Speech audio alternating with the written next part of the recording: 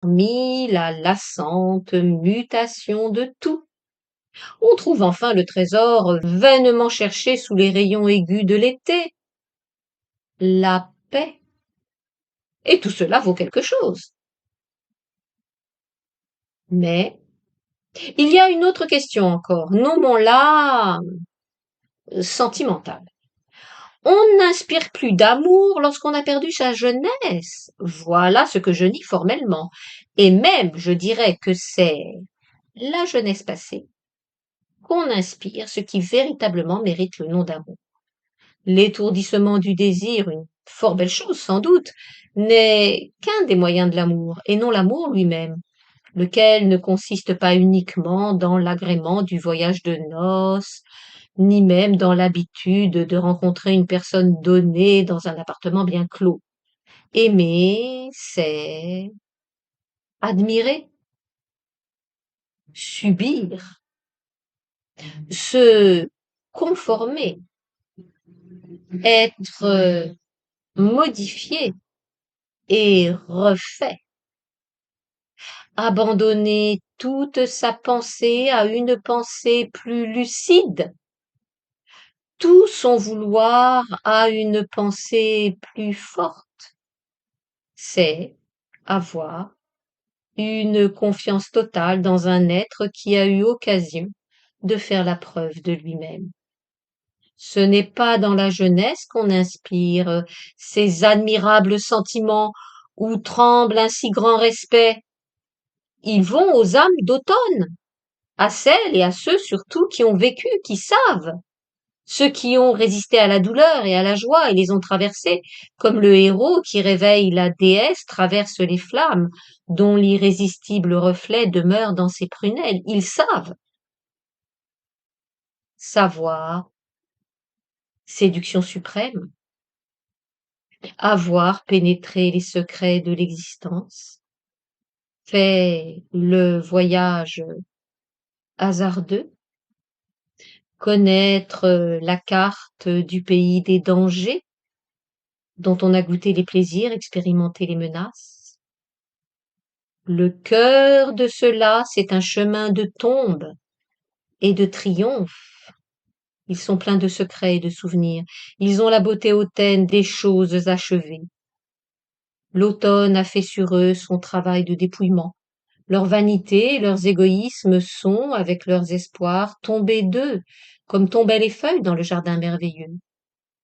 Lorsqu'ils aiment, ce n'est pas par besoin d'aimer, par excès de vie, comme on fait au printemps, leur tendresse est plus âpre parfois, mais plus profonde.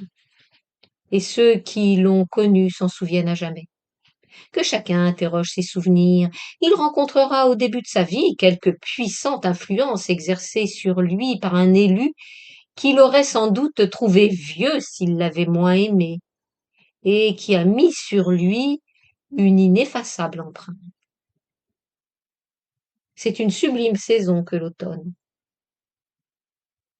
Et dans ce jardin d'Italie où mourait le soleil, je ne voyais plus les grands arbres d'or, le ciel brûlant, ni l'ombre émouvante, mais des visages, surgis du passé lointain ou proche, visages de ceux qui m'ont fait et me font plus de courage, chers visages d'automne, cœurs clairs ou sombres de voyageurs qui ont accompli la route et vécu les aventures. Ma pensée respectueuse et tendre vous a salué dans le jardin d'automne splendide et doux, et qui vous ressemblait.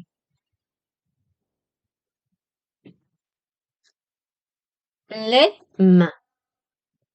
Hier, parmi les vieilles choses oubliées, j'ai retrouvé le moulage d'une main inconnue, une main de femme étroite, avec des doigts pointus, à bout retroussé, un mince poignet. Elle s'étire en une attitude de grâce apprêtée. C'est une délicieuse main.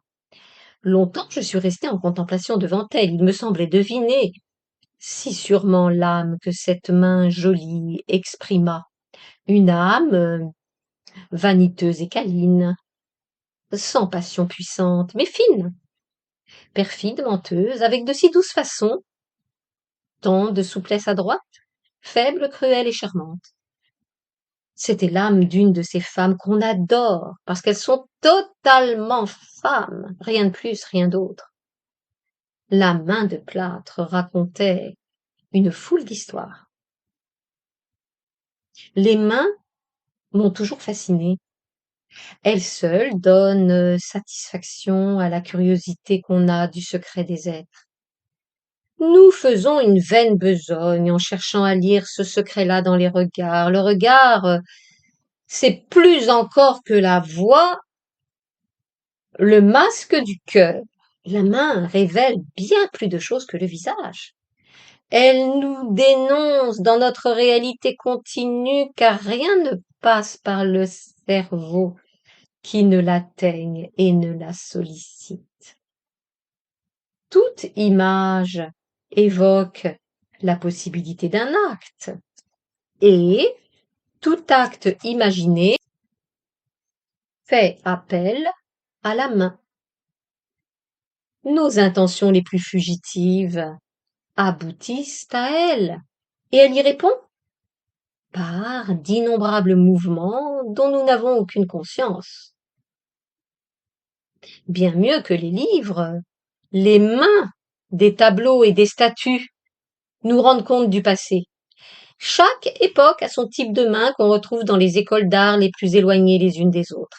C'est par la main qu'ils peignirent et sculptèrent que tous maîtres glorieux ou élèves médiocres nous révèlent les idées, les aspirations qui circulaient dans l'air de leur temps. Regardez, les vierges de Bruges ne ressemblent pas aux vierges espagnoles, ni les vierges de Cologne à celles de Murano. Encore que Jean d'Allemagne ait travaillé avec les Vivarini. Elles n'ont pas les mêmes visages, elles ont les mêmes mains. Mains à doigts invraisemblablement longs, rigides et blêmes d'inaction. Elles ne serrent pas le calice, la palme ou la boîte d'aromates qu'elles semblent tenir, c'est assez qu'elles y posent légèrement. Nulle contraction utile ne défait leur calme. Même lorsqu'elles paraissent occupées, elles demeurent oisives. Ce sont les mains de Véronique, présentant le linge où la divine figure s'est imprimée. La main de Catherine, touchant à peine la roue du supplice. Les mains de la Madone, effleurant les blessures du crucifié. Lentes et dévotes mains de créatures détournées de la vie grossière, protégées contre elles par leurs rêves, enfermées dans l'adoration et le respect, avec quelle singulière éloquence elles affirment le religieux amour de la dame, l'amour tremblant agenouillé des temps pleins d'inquiétude et de foi dévorante. Mais il en est d'autres, plus fortes, des réalisatrices. On les voit sur les tombeaux, serrant la garde d'une épée ou jointe pieusement, large, ferme, sans agilité, pesante. On devine qu'elles furent sobres de gestes, car leurs gestes étaient irrésistibles. Dans celle-là, les artistes ont voulu exprimer l'idée de puissance, et toutes ont un caractère identique. Ce sont des mains de prêtres. Le prêtre, alors, est le véritable général des armées et le maître des rois. Il sait et commande. De lui vient la pensée qui dirige, la parole qui contraint. Il est le chef.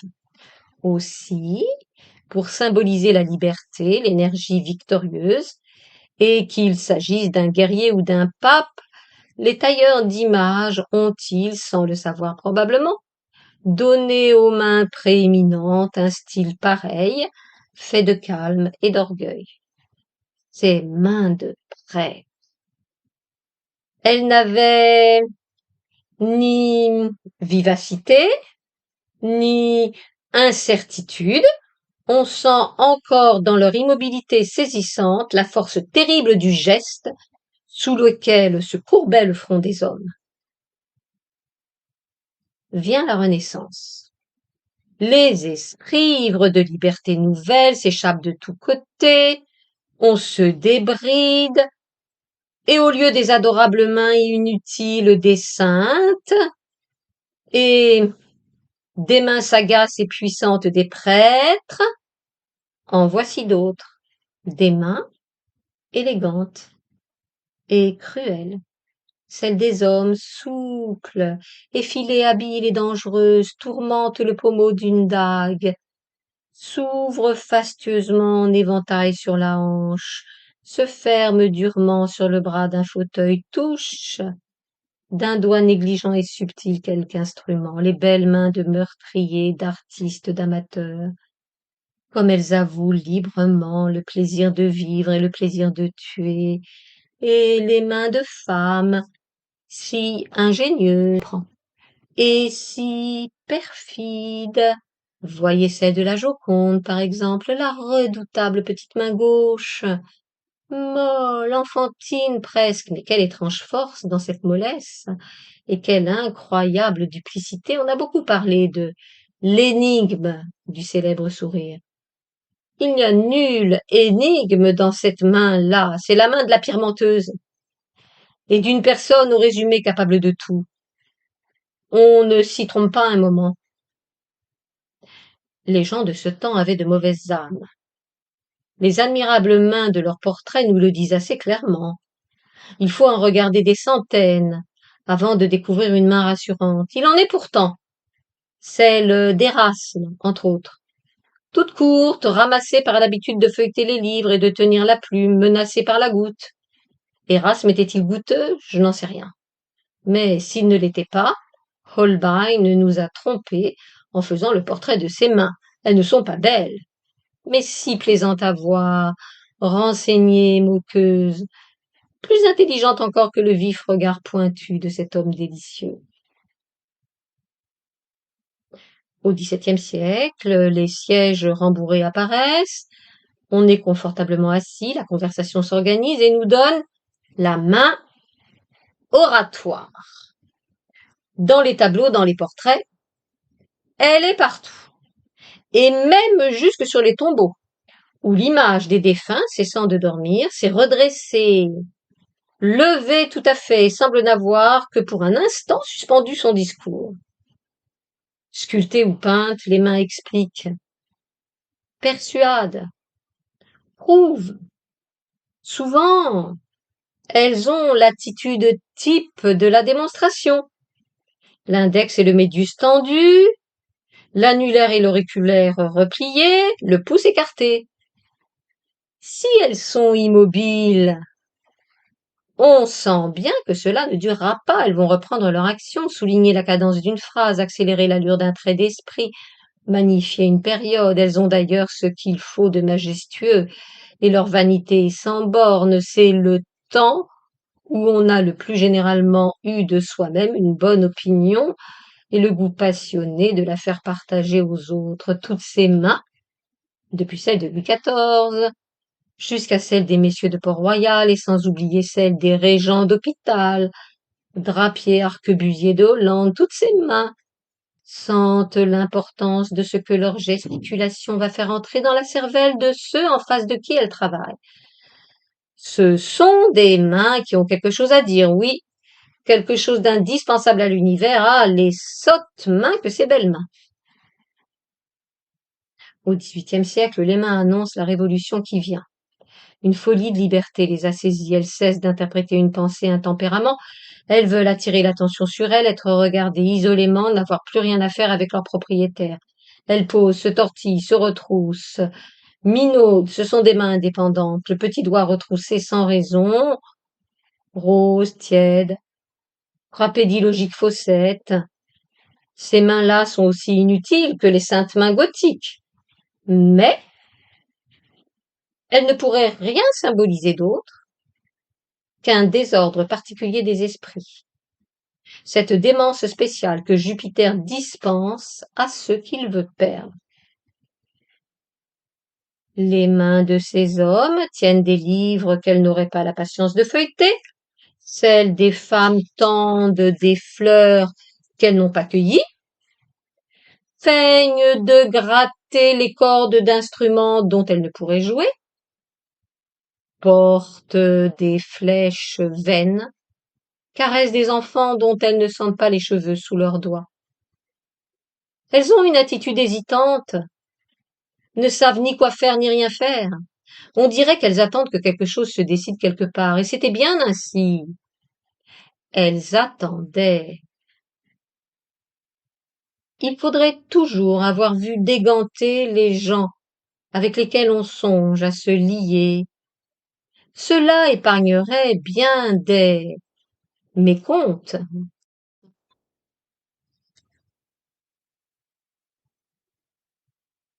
Les arbres et les pierres.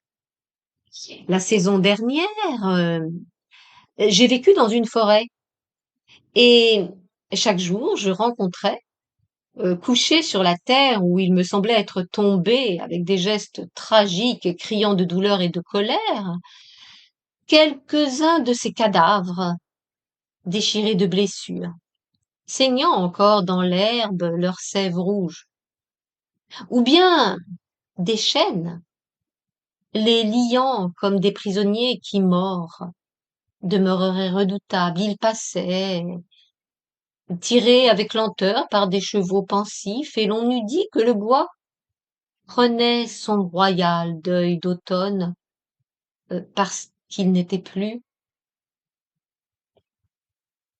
Pas une fois je ne les ai croisés sans que mon cœur se contractât, comme si à leur vue je me fusse rappelé soudain qu'un peu de moi avait en même temps qu'eux souffert sous la hache. Impression fort puérile, évidemment.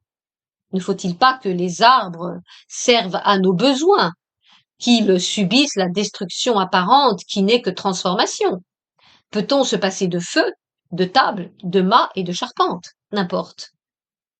Cela nous fait mal qu'on tue les arbres, et ceux des villes, plus encore que les autres. Même leur peine me touche. Qui de nous échappe à la suggestion poignante du pauvre arbre agonisant au bord d'un trottoir? Des fibres secrètes unissent à eux jusqu'à ces gens qui méprisent la rêverie, haïssent la campagne, ne sont sensibles à aucun aspect de la nature. Pourquoi l'arbre nous est-il ce frère émouvant? Parce que seul, il nous met en contact réel avec le passé, l'ouvre comme un domaine où nous sommes maîtres et nous livre le sens véritable de tout ce qui dort là. Nous croyons entendre la voix du passé sortir pour nous répondre, des vieilles pierres que nous interrogeons amoureusement. C'est une autre voix qui nous parle. La pierre est morte, elle l'était avant de servir, et dès le moment où le fer l'atteignit, l'homme la possède au prix d'un viol et d'un sacrilège. Quelqu'un m'a conté comment les anciens faisaient des sacrifices expiatoires à la terre. Ils y enfouissaient un peu d'or et des substances précieuses afin d'obtenir par ces restitutions que la maternelle déesse pardonnât aux impies audacieux qui fouillaient ses flancs pour extorquer des richesses. C'était sagement agir. En arrachant du sol les arbres et les métaux, on trouble le grand mystère, on porte des mains destructrices sur l'indestructible, sur le divin. Notre petite volonté instable limitée qui transforme le bloc séculaire en portique y met son empreinte fugitive. Elle prend l'éternel et en fait du périssable. Elle lui donne le caractère passager qui est son caractère à elle et celui de tout ce qu'elle crée et effleure. Aussi la pierre, à qui les violences et l'asservissement ôtent, avec son pouvoir de durée, le pouvoir même d'exprimer la durée, prend-elle le sens contraire. Elle marque l'écoulement convulsif des formes et des pensées. Cessant d'être l'immuable, elle devient le signe du changement. Loin que ce soit leur éternité qui nous pénètre d'une peur respectueuse devant les vieilles pierres, c'est de savoir qu'elles ne sont pas éternelles. Nous leur demandons d'affirmer leur permanence, elles affirment l'incessante dissolution. Et notre manière de les regarder hâte encore pour elles cette dissolution. Nos yeux, trop différents des yeux qui les virent naître, les détruisent. La poésie de la jeune cathédrale blanche se composait d'éléments bien étrangers à la poésie que nous trouvons aux ciselures noires de la vieille cathédrale. Nos motifs d'admirer sont bien contraires au thème de rêverie qu'elle fournissait à ceux qui mirent leur peine et leur gaieté dans ses figures, ses fleurons et ses rinceaux. Le temps amortit les arêtes vives, confond les silhouettes, et nous, collaborant avec lui, nous effaçons le sens de ces choses. Nous apportons la curiosité de notre âme inquiète dans le monument antique, afin d'y rencontrer les âmes d'autrefois, et de nous apaiser dans la certitude que les esprits continuent de se rejoindre. Nous ne comprenons pas les vieilles pierres. À nos supplications plaintives, elles ripostent qu'elles sont là pour témoigner que ces gens dont nous recherchons la trace persistante ont passé en un instant et qu'en un instant nous passerons. Cette masse immobile ne parle que de mouvement.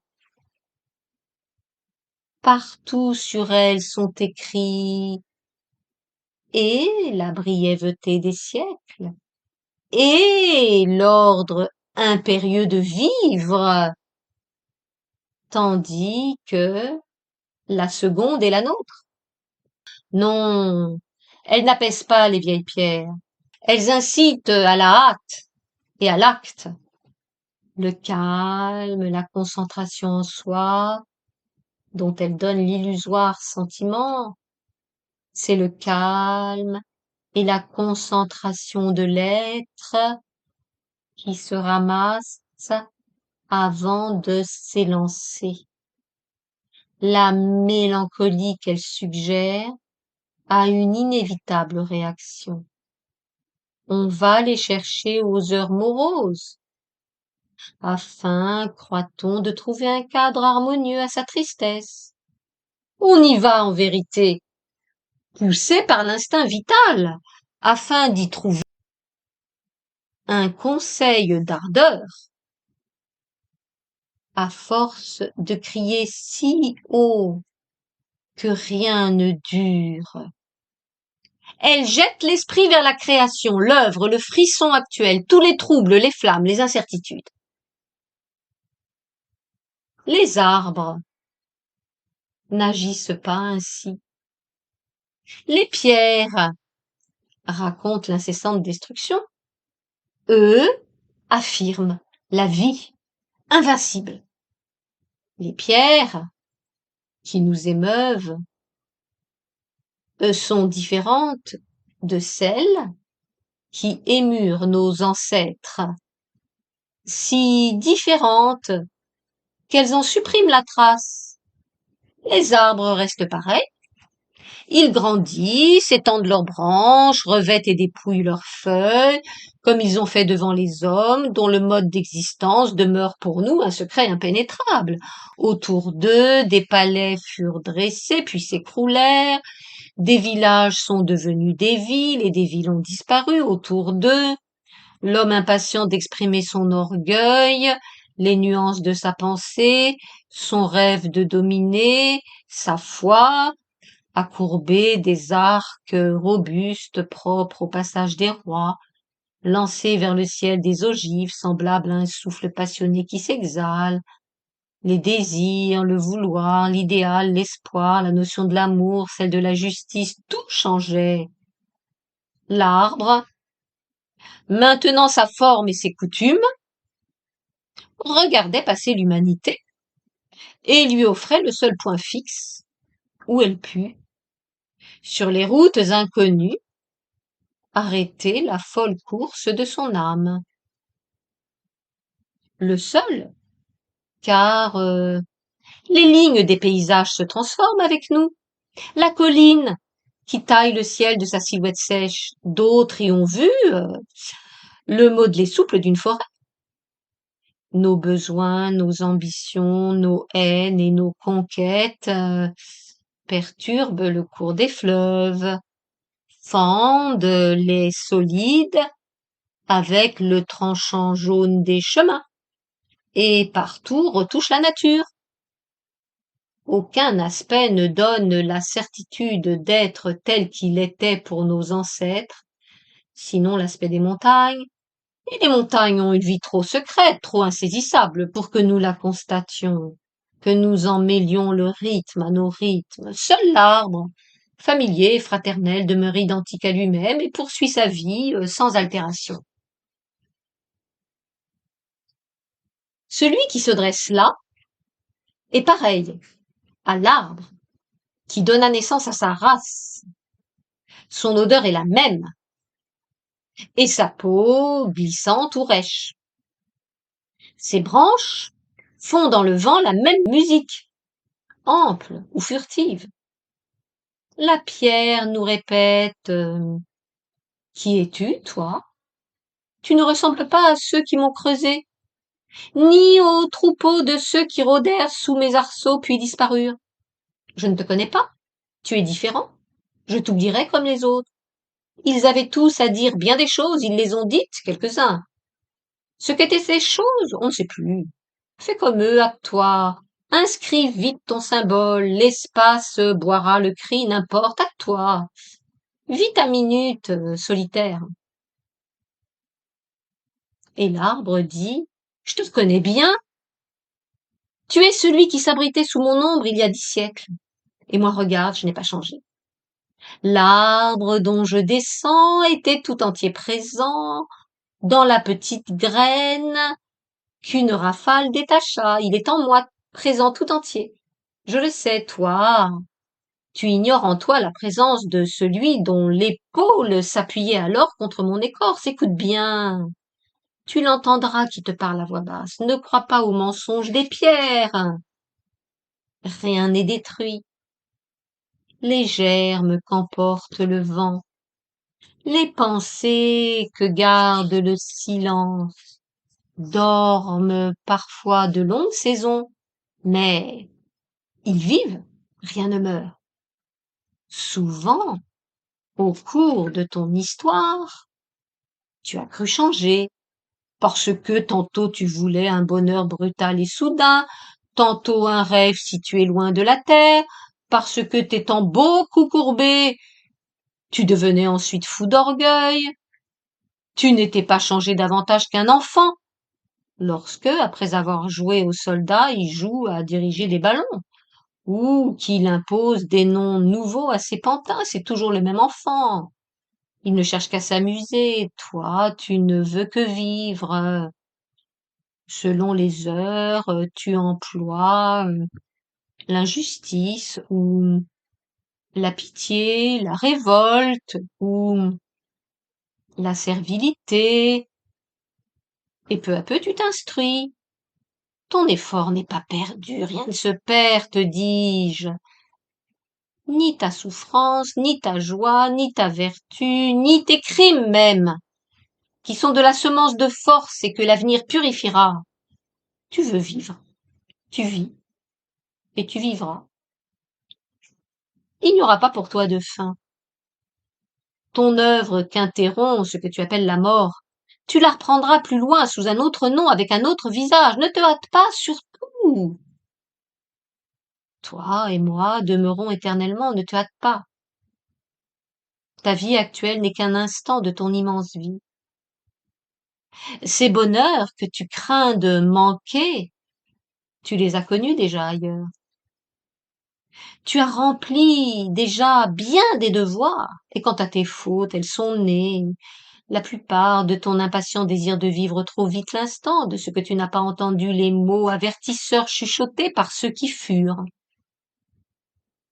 Or, l'instant, ce n'est rien pour qui possède le passé sans limite.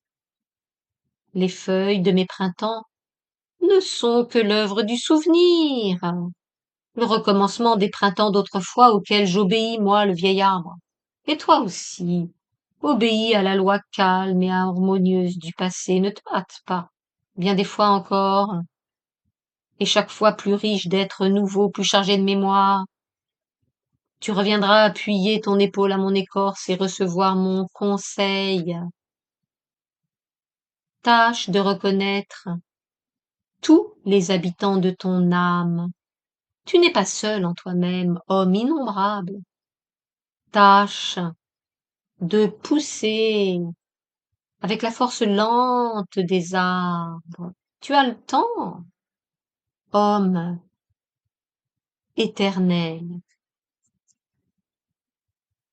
Ainsi parlent à notre inquiétude les arbres. Tous les arbres